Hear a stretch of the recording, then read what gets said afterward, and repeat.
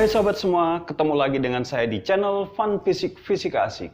Channel yang membahas materi dan soal fisika SMA terupdate. Pada kali ini saya akan membahas tentang hukum pokok hidrostatika. Kita saksikan videonya. Baiklah, kita mulai saja pembahasan kita tentang hukum pokok hidrostatika. Yang pertama adalah bahwa zat cair di dalam suatu bejana itu permukaannya adalah mendatar. Misalnya contohnya air di dalam gelas itu mendatar. Air di danau mendatar. Air di dalam panci mendatar. Nah, kemudian permukaan zat cair di dalam bejana berhubungan dalam keadaan seimbang itu adalah mendatar atau sama tinggi seperti ini ya. Untuk satu jenis zat cair saja ya. Kalau kita lihat di sini saya punya bejana berhubungan seperti ini ya. Ini sebenarnya adalah pipa biasa atau selang plastik ya, seperti ini. Saya isi dengan air, saya beli warna supaya terlihat ya. Nah, jadi kalau kita dekatkan seperti ini dalam keadaan seimbang, setelah seimbang ya, dia akan sama tingginya nih ya.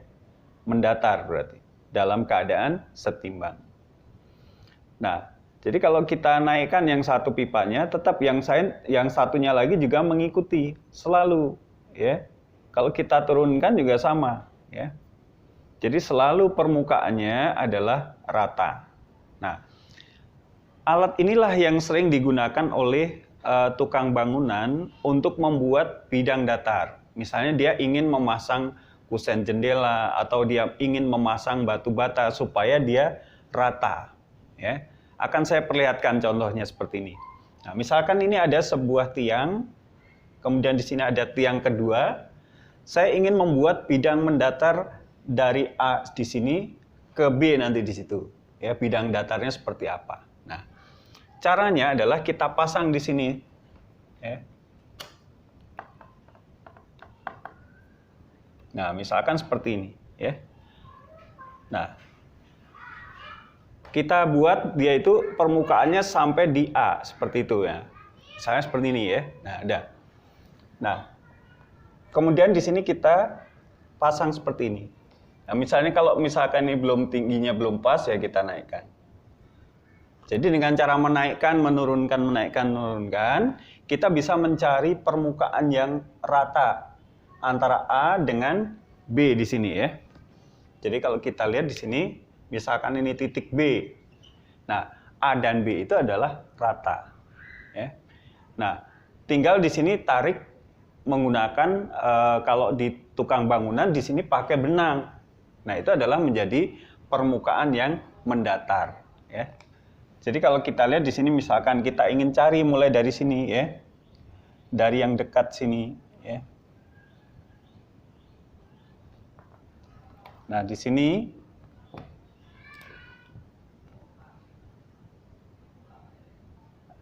sini rata dengan A. Kita geser lagi, kita cari lagi.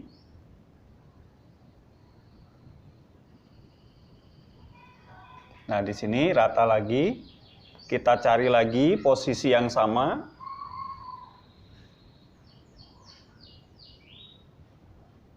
Nah, misalkan di sini. Nah, kita punya titik-titik seperti itu. Nah, yang kalau kita hubungkan titik-titik ini akan menjadi bidang datar. Kita coba perhatikan di sini.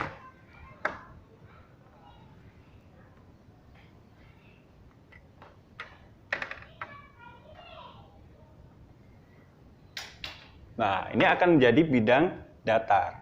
Jadi misalkan orang mau masang batu bata di sini akan rata ya. Jadi tidak naik turun. Jadi dia akan merupakan bidang datar. Jadi menggunakan prinsip bahwa zat cair dalam bejana berhubungan untuk zat cair yang sama itu permukaannya mendatar ya. Jadi A dan B itu terletak pada bidang hukum datar. Pokok hidrostatika yang berikutnya adalah bahwa setiap titik yang berada di dalam bidang datar yang sama, di dalam zat cair yang sama mempunyai tekanan yang sama.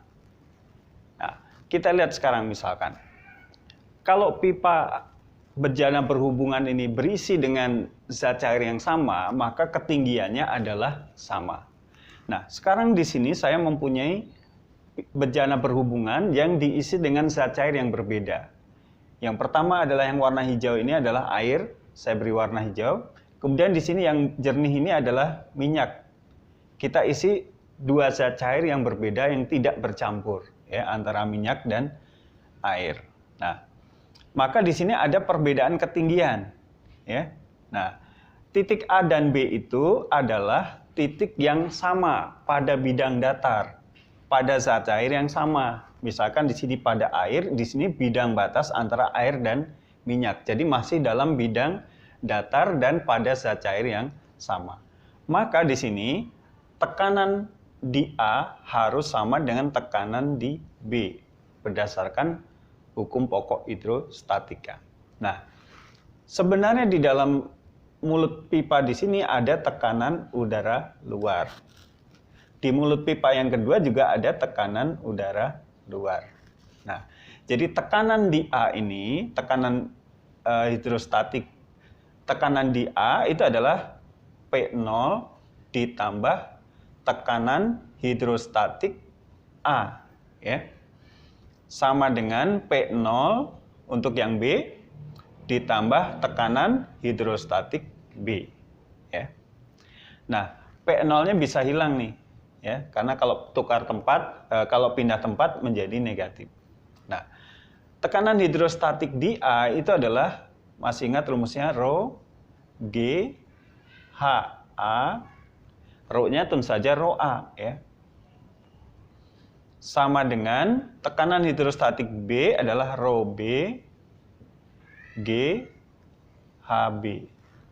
Nah, di sini yang bisa kita hilangkan adalah G-nya. Nah, sehingga di sini kita bisa tuliskan kalau hanya dua zat cair yang berbeda begini, maka kita bisa punya rumus rho A kali HA sama dengan rho B kali HB. Nah, contohnya di sini. Kita ambil contoh ini adalah misalkan saja ini kita pakai air dan minyak.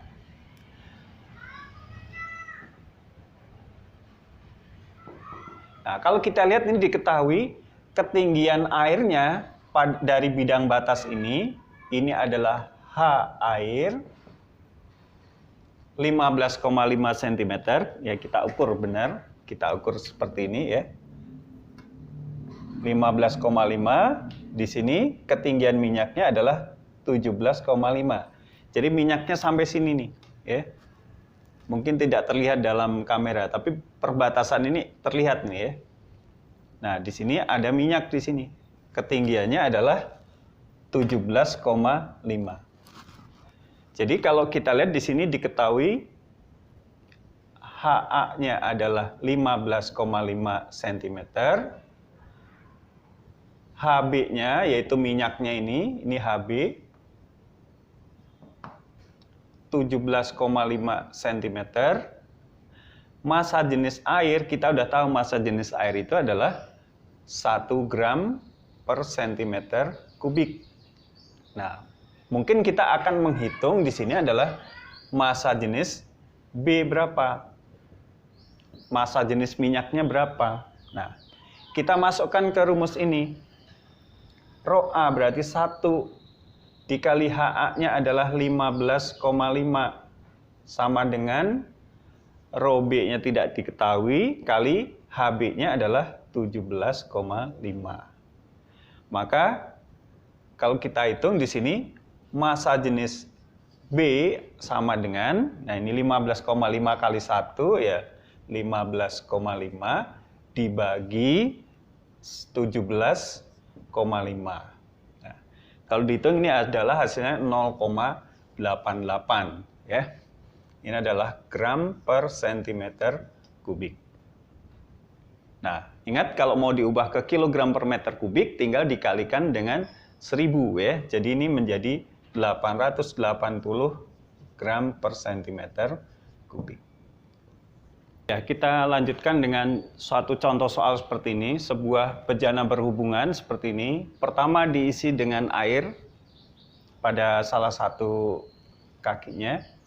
Maka kalau hanya air saja, maka dia akan mendatar ya sama. Nah, kemudian pada kaki sebelahnya kita isi dengan minyak dulu.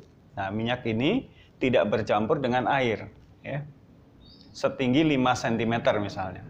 Nah, airnya naik ke atas. Kemudian di atas minyak ini kita tuangkan lagi zat cair C. Kita nggak tahu zat cair C itu apa ya, massa jenisnya berapa. Nah, sehingga dia itu akan bergerak turun. Ya, di sini airnya naik. Ya, misalnya pada posisi akhir itu setelah setimbang ketinggian air 7 cm, kemudian ketinggian minyak 5 cm, ketinggian zat cair C itu misalkan 4 cm.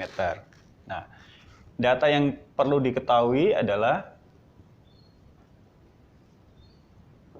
massa jenis air misalkan adalah 1 gram per centimeter kubik. Kemudian massa jenis minyak misalnya diketahui 0,8 aja ya, gram per centimeter kubik. Nah, dari percobaan ini berapakah massa jenis zat cair C ya? Berapa massa jenis zat cair C? Nah, kita hitung dengan menggunakan rumus di sini. Tekanan pada 1 sama dengan tekanan pada 2 di situ ya. Jadi P1 sama dengan P2. Nah, kalau P0 kita hilangkan seperti pada bagian sebelumnya, karena di sini ada P0, di sini juga ada P0, maka tekanan di 1 dan 2 itu lebih kepada tekanan hidrostatiknya. Jadi pada tempat 1 itu adalah rho air kali H air, karena G-nya bisa kita hilangkan, sama dengan P2. Nah, P2 itu ada minyak dan zat cair C. Maka di sini rho minyak H minyak ditambah rho zat cair C kali HC. Jadi rumusnya menjadi seperti itu. Tinggal masukkan ini. 1 dikali HA adalah 7 sama dengan rho minyak adalah 0,8. Misalnya dikali ketinggian minyak adalah 5. Ditambah massa jenis C.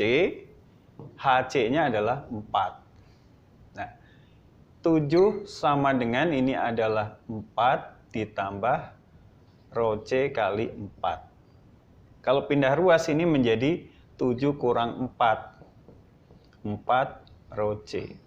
Nah, maka massa jenis zat cair C adalah 7 kurang 4 itu adalah 3 dibagi 4. Atau sama dengan 0,75. Satuannya adalah gram per centimeter kubik.